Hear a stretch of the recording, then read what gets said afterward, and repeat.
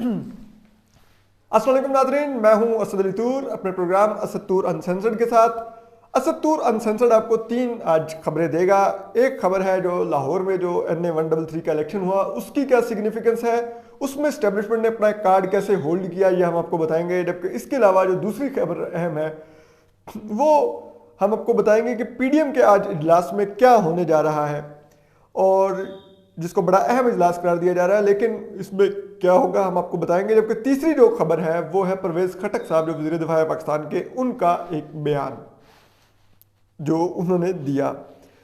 तो चलिए सबसे पहले हम आगाज करते हैं NA-133 से। आप देख चुके हैं कि अनऑफिशियल रिजल्ट्स के मुताबिक शाइस्ता मलिक साहिबा 48,000 वोट लेके जीती हैं, जबकि उनका मुकाबले में जो पीपल्स पार्टी के जो उम्मीदवार थे वो दूसरे नंबर पर रहे हैं। 32,000 से ज़्यादा उन्होंने वोट लिए हैं और PTI इस इलेक्शन में थी ही नहीं। टर्नआउट गो के काफ़ी कम रहा, 18% से ज़्यादा रहा, लेकिन इसमें ज़ाहिर बात है 2 मेजर पार्टीज हिस्सा ही नहीं ले रही थी। एक तो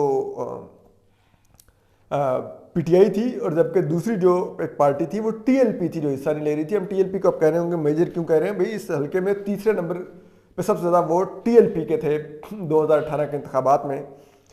लेकिन जो सिग्निफिकेंस है वो 2 हैं इसमें। एक तो ये है कि PMLN ने अपनी सीट बरकरार रखी। दूसरी सिग्निफिकेंस ये है कि जो पीपल्स पार्टी का वोट बैंक है वो 5,000 से 32,000 पे चला गया, मतलब वो 8-9 गुना बढ़ा। और उसकी वजह बुनियादी तौर पे ये है कि जो जाहिर करता है कि क्योंकि PTI ने जो पंजाब में जो वोट मेजर जो खींचा था वो पीपल्स पार्टी का था, क्योंकि पीपल्स पार्टी का वोटर एंटी PMLN वोटर था। तो जब उनको पीपल्स पार्टी से नजर आया कि पीपल्स पार्टी पंजाब में खत्म हो रही है तो वो बुग़्ज़ नून लीग में पीपल्स पार्टी का वोटर PTI के पास चला गया। लेकिन अब वो वोटर वापस पीपल्स पार्टी के पास आया, ये बड़ी सिग्निफिकेंस है। इसका मतलब है कि ये अगर ट्रेंड आगे भी अगले जनरल इलेक्शन में रिफ्लेक्ट हुआ तो पंजाब में इसका मतलब है कि 2023 के इलेक्शन में PTI के पास उतनी नशिस्तें होंगी जितनी पीपल्स पार्टी के पास 2018 के इलेक्शन में थी, यानी कि वाइप आउट होगी PTI। और तीसरी जो एक सिग्निफिकेंट चीज़ थी वो था TLP का हिस्सा ना लेना इस इलेक्शन में। तो वो ज़रा ये बताते हैं कि ये जो इस्टेब्लिशमेंट है ये इन्होंने सोचा कि अभी हम इनको मेन स्ट्रीम करने की बात कर रहे हैं, अभी ताज़ा ये वाक़यात पुलिस एहलकार शहीद हुए और बड़ी तनकीद हो रही है। तो अगर ये इलेक्शन में हिस्सा लेने के लिए आगे कैंपेन में उतरे, इन कैंपेन में उन्होंने फिर उसी किस्म की तकरीरें की, तो फिर हेडलाइंस बनेंगी कि TLP तो ये कहती फिर रही है उस इलेक्शन कैंपेन में। और फिर अगर जब रिजल्ट आएगा तो उसमें भी अगर TLP ने एक साइजेबल वोट लिया हुआ तो फिर हमारे ऊपर क्वेश्चन उठ जाएंगे कि देखो ये करवा रहे हैं सिलेक्शन के अंदर। तो उन्होंने कहा कि इस कार्ड को भी होल्ड कर लें ताकि कुछ अर्सा के लिए ये जो एक हमारे पे प्रेशर है कि आप एक इंतहा पसंद तंजीम को जो कत्ल व गारत के फतवे दे रही है उसको आप मेन स्ट्रीम कर रहे हैं, तो उस प्रेशर को एक तो कम किया जाए। दूसरा यह है कि इस कार्ड को एज ए सरप्राइज अपने पास रखा जाए पॉलिटिकल पार्टी से नेगोशिएशंस के लिए जब 2023 का इलेक्शन करीब आएगा, कि अगर आप चाहते हैं तो TLP ये और TLP वो इस तरह से करके उसको अकोमोडेट किया जाए। तो इस नज़रिए के तहत इस कार्ड को होल्ड रखा गया है। जबकि इसके अलावा अब हम दूसरी खबर भी ले आए हैं जो पहले तो हम तबसरा कर लें इन पे। परवेज खटक साहब पे, पाकिस्तान के वज़ीर दिफा हैं, वो कहते हैं कि क्या हुआ, नौजवान थे, जुनून ज़रा जज्बाती हो गए, उन्होंने बंदा मार दिया। इसका मतलब ये नहीं पाकिस्तान बिगड़ गया, हम सब भी जब जवान थे तो इसी तरह होता है, दीन के नाम पे सब जज्बाती होते हैं। ये कोई आम आदमी नहीं कह रहा, ये मुल्क का वज़ीर दिफा कह रहा है जिसके अंडर कम से कम कॉन्स्टिट्यूशनली पाकिस्तान की 6 लाख फौज आती है, जो इस हुकूमत का फेस है, वज़ीर इमरान खान की काबीना का फेस है, फॉर्मर चीफ मिनिस्टर है KP का, वो ये कह रहा है he is not an ordinary citizen.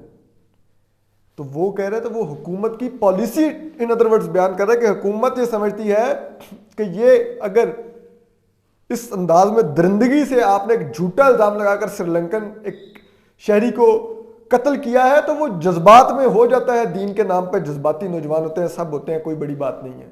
ये वो कह रहे हैं। ये बात ये जाएं उस श्रीलंकन माँ बेटा के सामने कहें जिनका शोहर और जिस बच्चे का बाप आपने कत्ल किया है। उसके सामने खड़े होकर कहें, आप अंदाजा कीजिए ये किस किस्म की जज्बाती जस्टिफिकेशन आप दे रहे हैं कि जज्बात होते हैं तो हो जाता है। वो कराची में कैप्टन सफ्दर को उठा के ले गए आईएसआई के सेक्टर कमांडर पुलिस की मदद से, तो वो भी कह दिया गया कि नहीं नहीं वो तो जज्बाती नौजवान थे, जज्बात में रद्द अमल कर गए। यही टीएलपी जब अल्लामा इकबाल के मज़ार पे कब्जा करती है, वहां पे नारेबाजी करती है, तो कोई जज्बाती नहीं होता इस मुल्क में। यही टीएलपी कत्ल कर देती तो आप कहते हैं जज्बाती जवान ने कर दिए तो क्या होगा। मतलब इस हद तक शर्मनाक। उनमें हैरत होती है कि इस मुल्क में चुन चुन के, इस मौजूदा सेटअप में चुन चुन के ऐसे जहनियत के लोगों को जमा किया गया है, इतने इनकॉम्पिटेंट लोगों को जमा किया गया है, इतने घटिया जुबान बोलने वाले लोगों को जमा किया गया है कि मुझे हैरत होती है कि लाने वालों की जिनकी चॉइस नहीं है उनके अपनी कहां पर सोच होगी।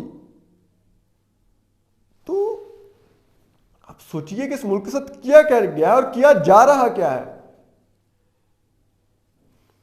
भारत लेकिन चली चल रहा है। अभी भी वो लोग निगोशिएशंस कर रहे हैं, अपोजिशन से भी डीले मार रहे हैं, सब कुछ कर रहे हैं, और अपोजिशन भी उनसे हंसी खुशी डील कर रही है क्योंकि उनको इक़्तिदार चाहिए, उनको मुल्क में क्या किसी ने संवारना है इस मुल्क को। अब इससे आगे आ जाए इसी अपोजिशन पे, पीडीएम पे। पीडीएम अब इस वक्त आज एक अहम इजलास में बैठ रही है जिसमें ये जो फे की पोजीशन है कि आप एक गैर मुइना मुद्दत का धरना अनाउंस करें और असम्बलियों से रिजाइन करें और बल्दियाती इंतखाबात का बाइकाट करें। पीएमएलएन की इसके ऊपर रिजर्वेशन है, वो नजर भी आते हैं। अगर आपने 133 में आप हिस्सा ही नहीं लेते, अगर आपने इलेक्शन का बाइकाट असम्बलियों से इस्तीफे देने होते, यानी कि आज आप कल आप जीते हैं कौमी असम्बली की सीट और आज आप कौमी असम्बली से इस्तीफे दे रहे हैं, इट डजंट मेक सेंस। और पीएमएलएन का ये कहना है कि अभी जो मौजूदा हालात हैं, जो सिविल मिलिट्री एक कुछ जिसे कहते हैं अनकंफर्ट क्रिएट हुआ है डीजीआईसी वाली पोस्टिंग के मामले पर, तो इसको जरा भी थोड़ा ऑब्जर्व करके फिर इसको नजर में रख के अपनी अगली पॉलिटिकल मूव प्लान की जाए। तो उसके लिए फौरी असम्बली से इस्तीफे और धरने की कॉल और लॉन्ग मार्च की कॉल मत दी जाए। पहले देखा जाए कि इसमें हमारे पास क्या मार्जिन है खेलने का। ये जो रिफ्ट आई है, कितनी स्पेस पैदा हुई है जिसके अंदर हम घुस के अपना उस स्पेस को मजीद बढ़ा के अपने लिए कुछ हासिल कर सकते हैं। जबकि दूसरी तरफ जो जे फे है वो डे वन से मौलाना फजल रहमान पहले तो इन असम्बलियों से ओथ लेने के भी हक में नहीं थे 2018 के इलेक्शन के बाद। फिर वो 2019 में एक लॉन्ग मार्च भी लेके आए, तब भी उनका ये इस्तदलाल था कि इन असम्बलियों से बाहर निकला जाए और हुकूमत को घर भेजा जाए, जिस पे उनको फिर इस्टेब्लिशमेंट की तरफ से चौधरी परवेज़ इलाही ने एक यकीन दहानी करवाई कि ठीक है हम मार्च तक इस हुकूमत को घर भेजेंगे, मार्च 2020 तक। तो अभी 2021 का भी दिसंबर आ गया है। फिर उसके बाद वो अभी भी इस्तीफ़ों पर जोर देते रहे, इवन के इसी इस्तीफ़ों पर जोर देने की वजह से पीडीएम टूट गई, पीपल्स पार्टी चली गई जो कि इस्तीफ़ों के हक में नहीं थी। तो मौलाना फजल रहमान तो डे वन से इस पोजीशन को लेकर चल रहे हैं, तो उनकी तो ये पोजीशन नहीं है। लेकिन अब पीएमएलएन नए हालात में, क्योंकि एस्टेब्लिशमेंट से एक नए तरीके से वो बातचीत कर रही है, तो उसको कुछ नज़र आ रहा है कि अभी फौरी इस्तीफे नहीं देने चाहिए। तो इसलिए आज के इजलास में भी हम नहीं समझते कि इस्तीफों का फैसला होगा, लेकिन आज के इजलास में क्या अंदर बहस होगी ये यकीनन हम आपको अपडेट करेंगे। जब ये इजलास ख़त्म हो जाएगा तो हम फिर अंदर की खबर लेकर आपको अपडेट करेंगे। अपना ख्याल रखिए, सलामत रहिए, अल्लाह हाफिज़।